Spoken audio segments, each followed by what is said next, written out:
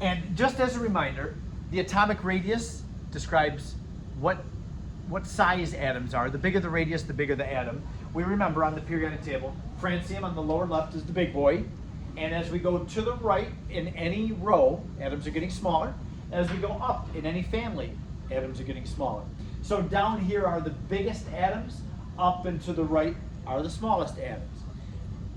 That trend, we have to understand why that is, and the reason for that is because as we go to the right, I think we understand easily as we go down a family, every time you go down by one element in a family, there's a new energy level of electrons. So they have to be out farther than the previous energy levels of electron, where that just makes atoms bigger. You're not going to get smaller as you add more and more layers of electrons. But as we go to the right, even though there's more particles being added into atoms, the nucleus is becoming more positive, and the key is that all the electrons are going in, but they're all within the same energy level. So the energy level is defined by this cloud where we think we'll find electrons. That whole cloud gets drawn in more as the nucleus gets more positive. So keep in mind, what keeps electrons in the nucleus is their attraction for the I just said what keeps electrons in the nucleus, sorry. What keeps electrons in an atom? The reason electrons don't just go flying away is because they're attracted to the nucleus. The positive charge of the nucleus attracts the negative electrons. Those negative electrons are moving really, really fast, so they don't, if they slowed down, they would fall into the nucleus. But they don't slow down, they just move really, really fast inside their orbitals, and that keeps them outside of the nucleus and keeps them where they are in these little clouds. The clouds are the orbitals and sublevels that Schrodinger described. So that's what's happening as we go across. The nucleus is becoming more positively charged, and it draws, that attraction draws the outer energy levels in more. So as we get to the right, the far right of any row, that's where atoms would be the smallest. Now, understanding the trend of atomic radius, that atoms are big down and left and small up and right, that is what causes the trend of the other two properties. Ionization energy, now they don't have the same definition, and that's why we have two different other properties. Ionization energy refers to how much energy it takes to remove an electron, the outermost electron. So the last electron in an atom, if we try to get rid of it, to take it off of an atom, that makes it an ion because it loses one of its electrons. Smaller atoms are smaller because they're held more tightly to the nucleus. They're the most difficult to remove an electron from. So where atoms are small, up there where helium, neon, fluorine are, that's where the ionization energy is highest. So ionization energy, its trend is caused by atomic radius, but it's not the same trend, it's the opposite trend.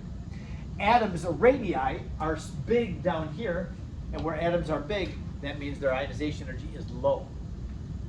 So big atoms, small ionization energy. And up there on the opposite side, small atoms, high ionization energy. Okay?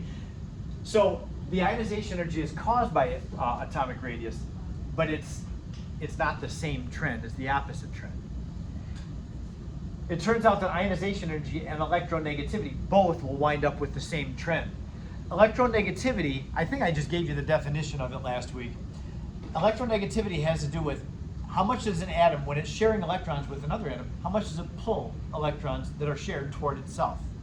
Now, atoms that have a high attraction for electrons, which are the smallest atoms, they're the ones that have the highest electronegativity. So again, where atoms are small in size, they have high electronegativity.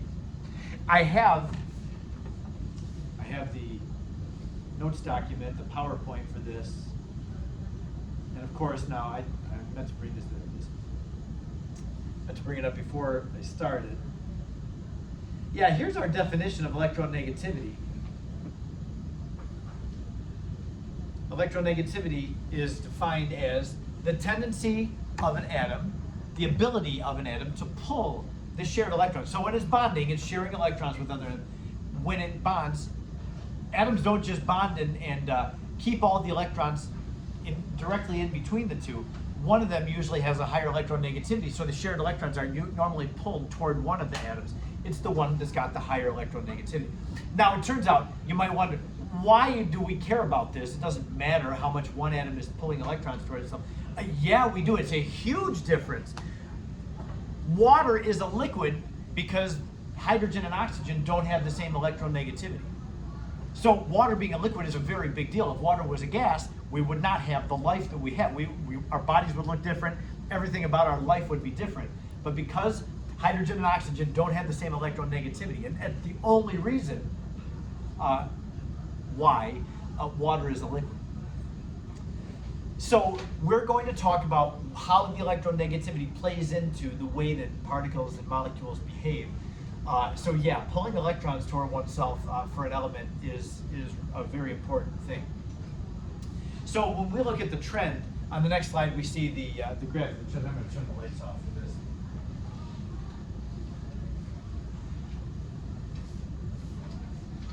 Something that I need you to notice about this, and not every element is labeled. In fact, it's only the halogens that are labeled, the fluorine family. We started, this connects elements in a row, and it's a very obvious trend. This is lithium in the second row, and it would be a small electronegativity.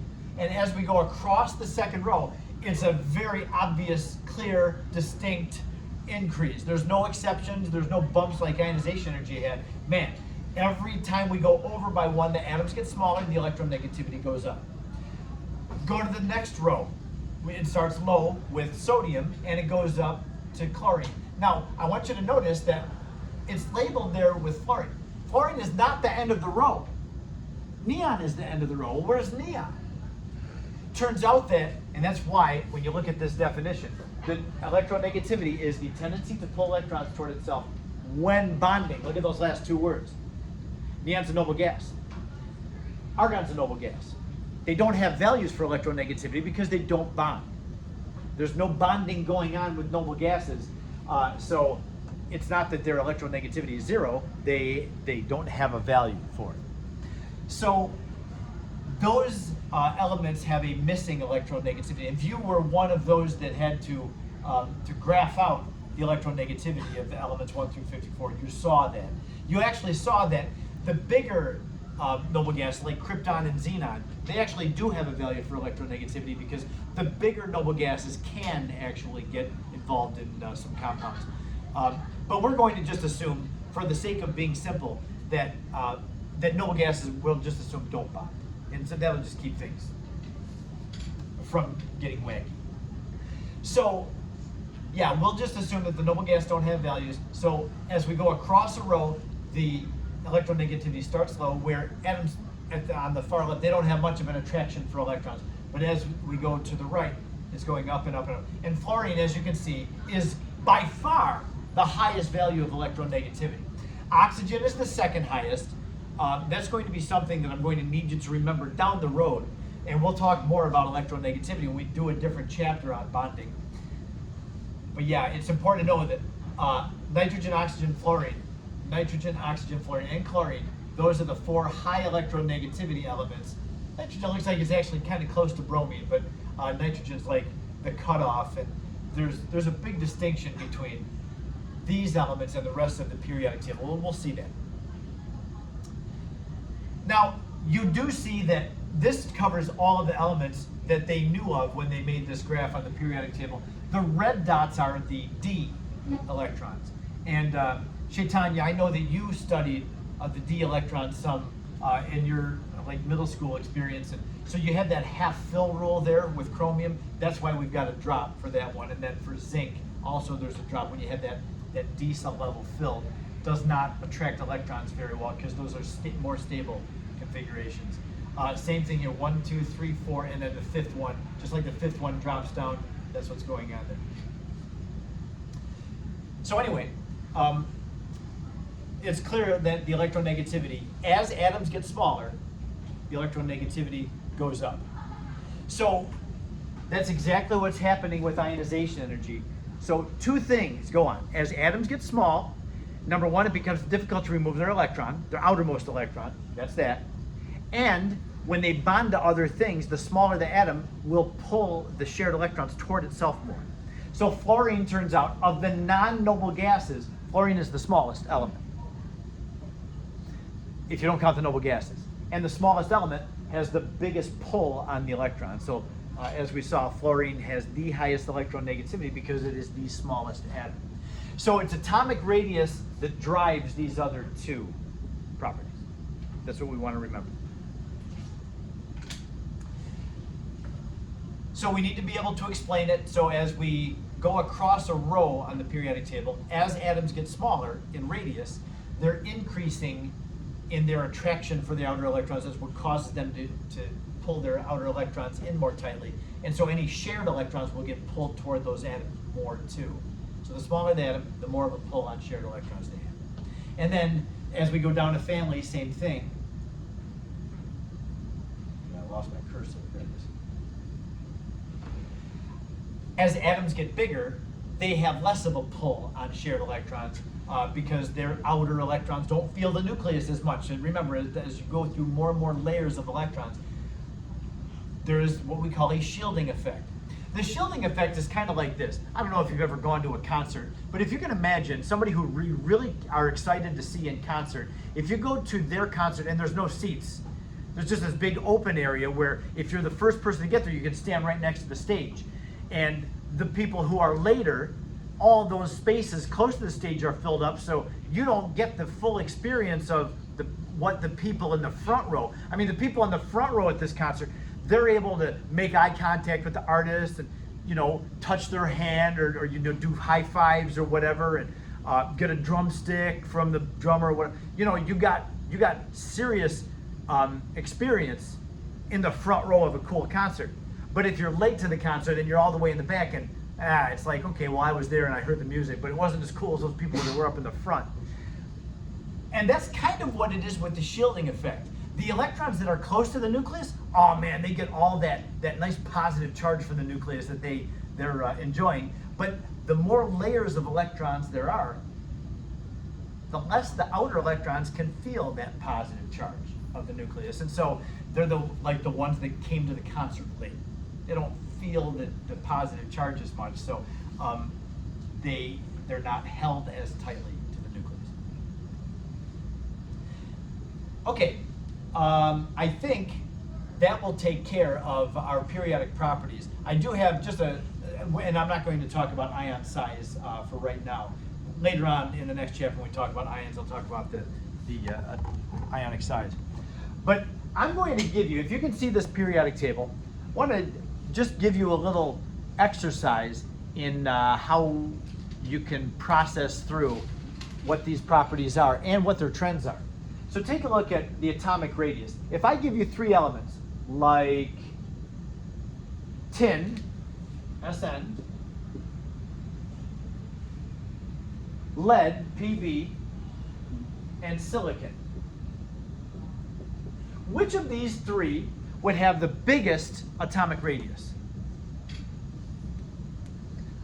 Tin, lead, silicon. Find those in the periodic table. They all have something in common with where they are. You see what they have in common? Same family. Which one is the biggest atomic radius of those three?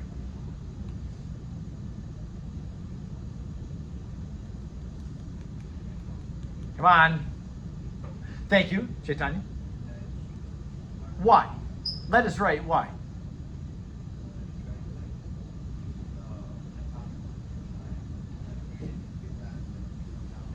Yeah, atomic radius increases when you go down a family on the periodic table.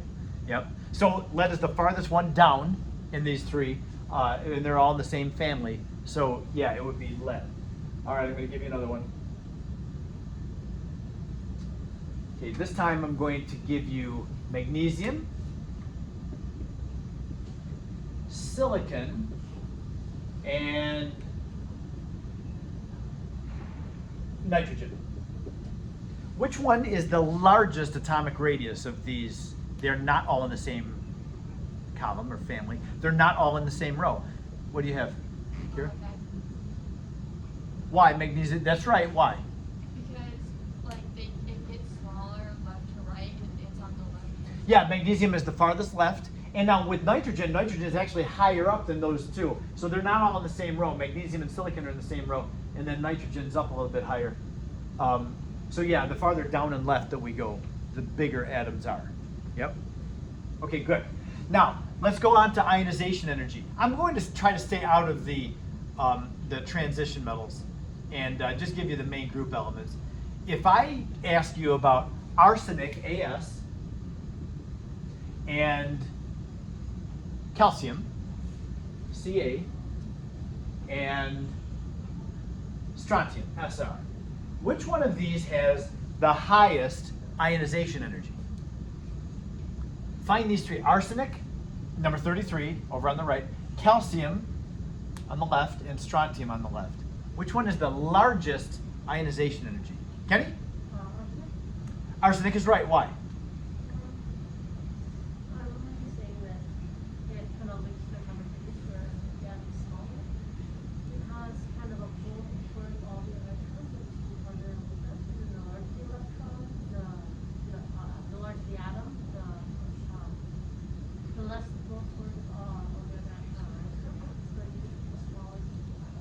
You choose the smallest size atom, and that's got the highest ionization energy. Exactly. Yep. Yep. If you see where these are, calcium and arsenic are in the same row. So as we go across that row, the atoms are getting smaller, and then as the atom gets smaller, the ionization energy is going up. It's these elements over on the right are hanging on to their outer electrons more tightly. So as we go to the right, ionization energy is going up. Now strontium is the oddball here. It's not in the same row as those two, but it is down farther. So strontium being down farther than calcium is a bigger atom. The bigger atom, the lower the ionization energy is. So the smallest atom is arsenic, therefore it's got the highest ionization energy. Yeah. Okay, one more with ionization energy. I'm going to give you Al, aluminum, and carbon, C, and germanium, Ge, which is down from carbon. Which one has the largest ionization energy? The largest. Who's going to be most difficult to remove an electron from? Bryn? Probably carbon. Yes, and why? Because it's the most high and right. Exactly. As we go up and right, it's more difficult to remove an electron from those because they're smaller atoms. Yep. We good with this? Okay, now I'm going to give you electronegativity. Let's just do one of these. Here. I have a question. Which one would have the higher ionization energy? Aluminum or what is it called? Between these two, Ge is germanium. Yeah.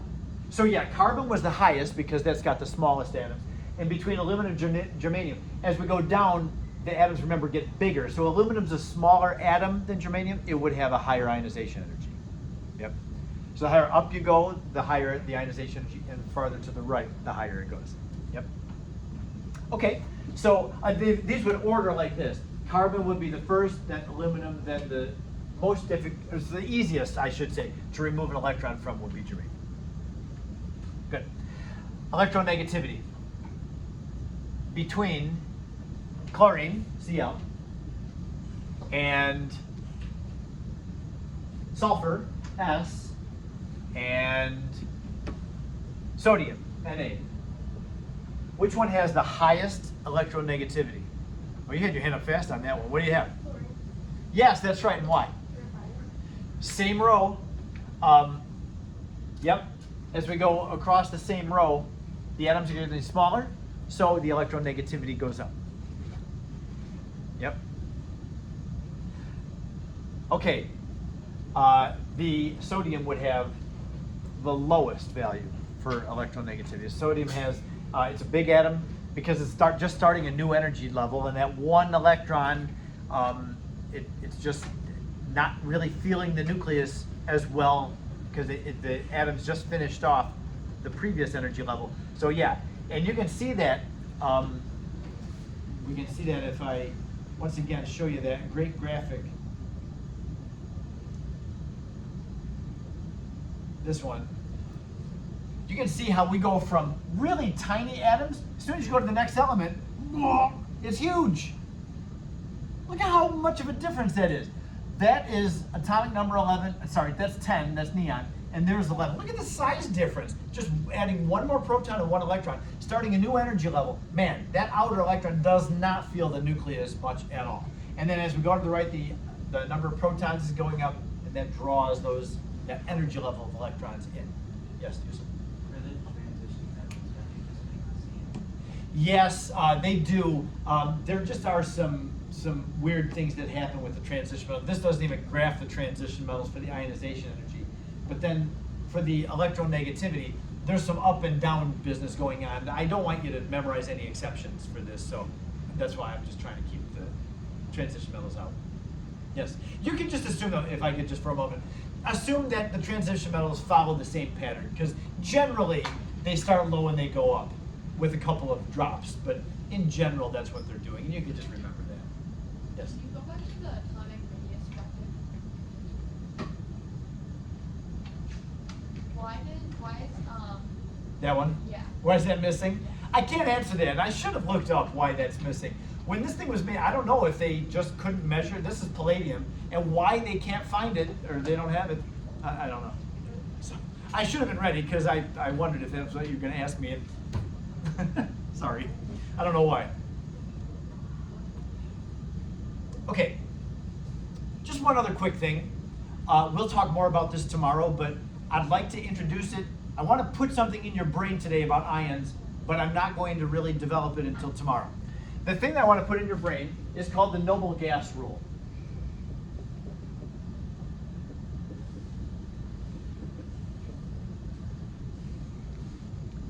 The noble gases are like, forgive me for, this is an awful example, but I'm going to use it anyway. The noble gases are the Kardashians of the periodic table. I don't watch a whole lot of TV, and the amount of TV that I watch, I would not watch Kim Kardashian and the camera following her all around. But a lot of people do and think that's great. And why do people watch that? Well, because most people don't have the amount of money that the Kardashian family does. And so it's fun to watch, like, the lifestyle that they have.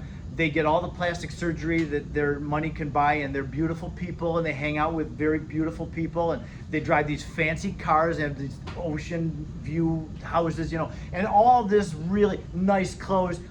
People watch and think, wow, I just wish that I had some of that, and I would do this different with my money or whatever. The noble gases are kind of like that with the other elements on the periodic table. They have something that the other elements want. Just like the Kardashians have this, right, that everybody else wants. We talked about the noble gases not really getting involved in bonding because they have a stable electron arrangement. Noble gases with that stable electron arrangement become the envy of the periodic table. The other elements around them, like fluorine and chlorine and bromine and iodine, they're really close to a noble gas. So if the halogens, the fluorine family, if they just had one more electron, they would have the electron arrangement of a noble gas. So they do. They try. They become reactive, and they don't become reactive. They are reactive elements, and when they have a chance, they will take another electron, and it really stabilizes that atom when it can become a -1 ion. So, for instance, chlorine. Chlorine, if it has the chance, and if there's another thing that can offer up an electron, chlorine will take another electron into its energy levels. And that electron will finish chlorine's energy level. It will then have argon's electron arrangement. But chlorine still has only 17 protons in its nucleus. So with 17 protons, if chlorine can gain an electron, it will give it 18 electrons around it. That causes chlorine to have a -1 ion charge. It becomes then an ion. And it doesn't have the same number of protons and electrons anymore. But even though it can still be stable, in fact, it's more stable when it becomes an ion. So that's my noble gas rule. It says that atoms are more stable by a lot